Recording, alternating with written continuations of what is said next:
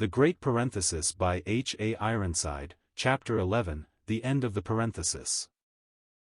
We come now to consider the Book of the Revelation. Within our present limits we can do this only in outline. I have taken it up more fully elsewhere. 2. My one thought now is to show how the bulk of the visions of the Apocalypse fit in after the Great Parenthesis has terminated. The Lord himself has indicated the divisions of the book of the Revelation in chapter 1, verse 19. We are told that he said to the Apostle John, "Write the things which thou hast seen, and the things which are, and the things which shall be hereafter." A somewhat more literal rendering of the last two parts of this verse would be, "the things which are now going on, and the things which shall be after these things." At the time that the Lord uttered these words, John had only seen the vision of chapter 1, the Son of Man in the midst of the candlesticks. Therefore, we are justified in saying that the first division of this book would be chapter 1, verses 1 to 18. The things which are now going on would embrace the next two chapters where, under the similitude of 7 letters addressed to 7 actual Christian churches or assemblies existing in the last decade of the first century of the Christian era in the reign of the Emperor Domitian, under whose tyrannical sway John was banished to the Isle of Patmos, we have an outline picture of the moral and spiritual conditions which the Lord saw would prevail through 7 periods of the Church's history from apostolic days to the end of its testimony on earth. These churches were all located in the Roman proconsular province of Asia, where John himself, according to the best records that we have, spent something like the last 30 years of his life. For a very definite reason the Lord selected the particular 7 that we have here. There were other cities in this province in which churches were located, but they are not referred to here. Hierapolis was one of them, Colossae was another. The 7 here selected will be seen, by consulting a map, to form a kind of a rough circle, so that if one took the highway from Ephesus, he would go on to Smyrna, then Pergamos, Thyatira, Sardis, Philadelphia and Laodicea, and from there back to Ephesus. We are told in the 20th verse of chapter 1, which introduces this division, the mystery of the 7 stars which thou sawest in my right hand, and the 7 golden candlesticks. The 7 stars are the angels of the 7 churches, and the 7 candlesticks which thou sawest are the 7 churches. The Lord, then, is seen in the midst of these churches which are in the place of witness-bearing here on the earth.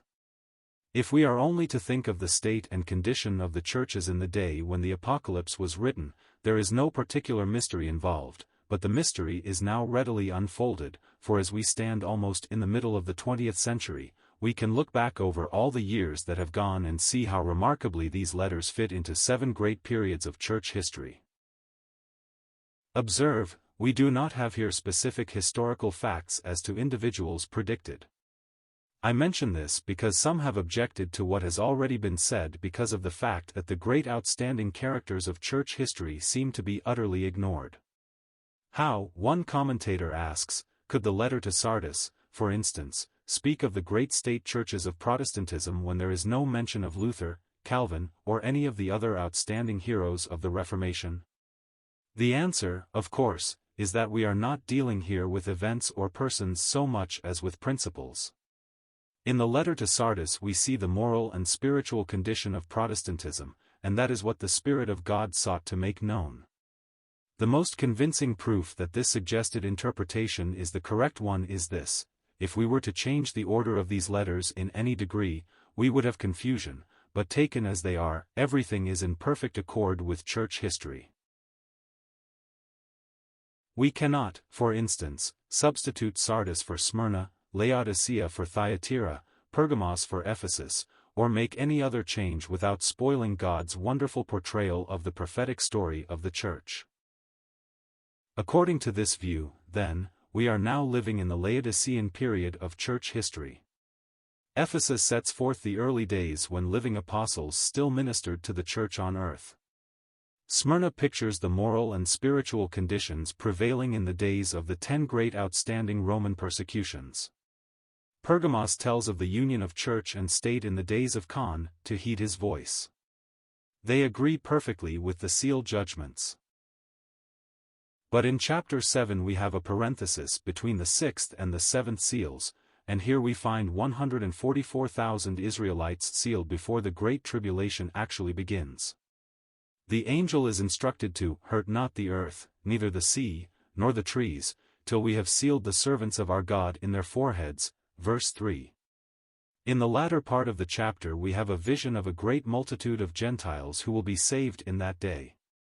They are pictured as they will appear when they have come through that awful time of trial, even as we read in verse 14, these are they which came out of great tribulation, or more literally, the tribulation, the great one, and have washed their robes, and made them white in the blood of the Lamb. The Lord shows John these two groups that he may know that all the terrors of the Great Tribulation with the outpouring of the wrath of God in the earth will not hinder the Spirit of God from working from heaven upon the hearts of men and women who have not heard and rejected the gospel in this parenthetic age but who will be still living on the earth in that day. When the seventh seal is broken, 7 angels are seen standing before God, to whom are given 7 trumpets of judgment. The sounding of the first trumpet introduces the Great Tribulation, the sounding of the 7th trumpet brings it to an end and ushers in the glorious kingdom of our Lord Jesus Christ. We saw in the 9th chapter of Daniel that when the 70 weeks were finished, the vision of prophecy would be sealed up, and all would be complete. And in Revelation 10, verses 5-7, we read, And the angel which I saw stand upon the sea and upon the earth lifted up his hand to heaven, and sware by him that liveth for ever and ever, who created heaven, and the things that therein are, and the earth, and the things that therein are, and the sea, and the things which are therein, that there should be time no longer, but in the days of the voice of the 7th angel, when he shall begin to sound, the mystery of God should be finished, as he hath declared to his servants the prophets.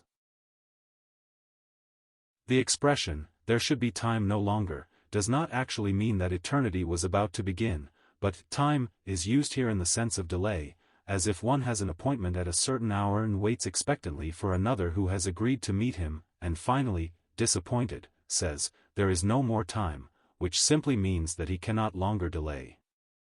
Note, then, that when the 7th trumpet sounds, the mystery of God's long toleration of evil will be ended.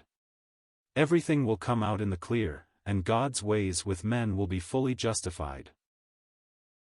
In chapter 11 we have further details as to this. And the 7th angel sounded, and there were great voices in heaven, saying, The kingdoms of this world are become the kingdoms of our Lord, and of his Christ, and he shall reign for ever and ever. And the 24 elders, which sat before God on their seats, fell upon their faces, and worshipped God, saying, We give thee thanks, Lord God Almighty, which art, and wast, and art to come, because thou hast taken to thee thy great power, and hast reigned. And the nations were angry, and thy wrath is come, and the time of the dead, that they should be judged, and that thou shouldest give reward unto thy servants the prophets, and to the saints, and them that fear thy name, small and great, and shouldest destroy them which destroy the earth. Revelation 11 verses 15-18. It is clear from this passage that the 7th trumpet ends the Great Tribulation. It is not, as some have supposed, the same as the trump of God in 1 Thessalonians 4, otherwise called the last trump in 1 Corinthians 15. In those passages the trump of God sounds for the rapture of the church. Here the 7th angel sounds his trumpet at the end of the tribulation period to introduce the reign of Christ. It will be then that all heaven will rejoice because the world kingdom of our God and his Christ will have come. A second section of this third great division begins in verse 19 of chapter 11, and goes on to the end of chapter 19, but with this we need not now be concerned. Those who want to make a fuller study of it may do so at their leisure, and there are many helpful books that would assist the reverent student. Chapter 20 gives us details as to the millennial kingdom, and we are carried on in the next 2 chapters to the eternal kingdom. The book closes with an appendix from chapter 22, verse 8, to the end. There is one point that it may be well to dwell upon inasmuch as many have been perplexed by it. Ordinarily we speak of the rapture as involving the first resurrection, but it is well to remember that the resurrection of our Lord was part of that first resurrection, and it also includes the resurrection of saints who will be put to death under the beast and the Antichrist in the awful days of the Great Tribulation. In chapter 20, after the binding of Satan preliminary to the setting up of the kingdom, we read, in verses 4 to 6. And I saw thrones, and they sat upon them, and judgment was given unto them. And I saw the souls of them that were beheaded for the witness of Jesus, and for the word of God, and which had not worshipped the beast, neither his image, neither had received his mark upon their foreheads, or in their hands, and they lived and reigned with Christ 1,000 years. But the rest of the dead lived not again until the 1,000 years were finished. This is the first resurrection. Blessed and holy is he that hath part in the first resurrection, on such the second death hath no power, but they shall be priests of God and of Christ, and shall reign with him 1,000 years. The question has often been asked, if the first resurrection takes place at the close of the Great Tribulation, how can it be said that the saints of this and past dispensations will be raised and living believers changed and all caught up to heaven before the tribulation begins? In order to understand this clearly, let us examine the passage carefully. John says, I saw thrones, and they sat upon them, and judgment was given unto them.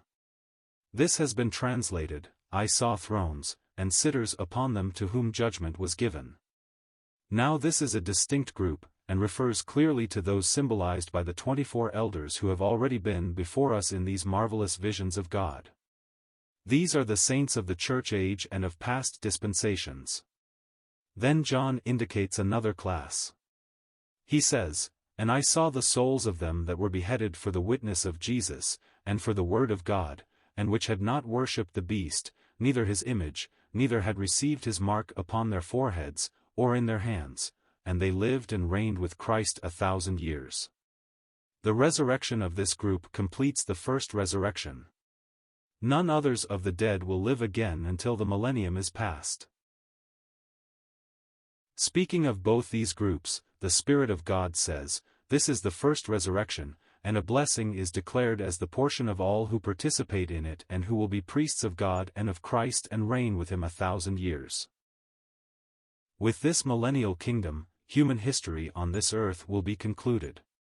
When the wicked are raised at the end of the kingdom age and stand before the great white throne for judgment, the present created heavens and earth will be destroyed by fire from heaven and will be succeeded by that one far-off divine event, toward which the whole creation moves. When there shall be a new heaven and a new earth wherein dwelleth righteousness, where God will be all in all. This is the everlasting kingdom of our Lord and Savior, Jesus Christ.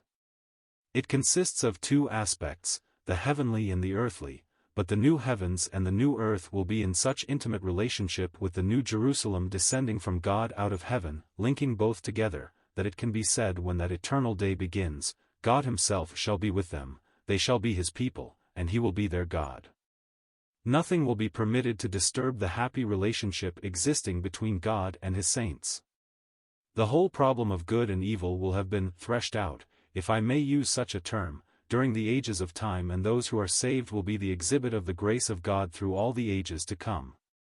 Happy, surely, are those who shall have their portion with the redeemed in that glorious consummation. 2. Lectures on the Book of Revelation by the same author can be obtained from the publishers.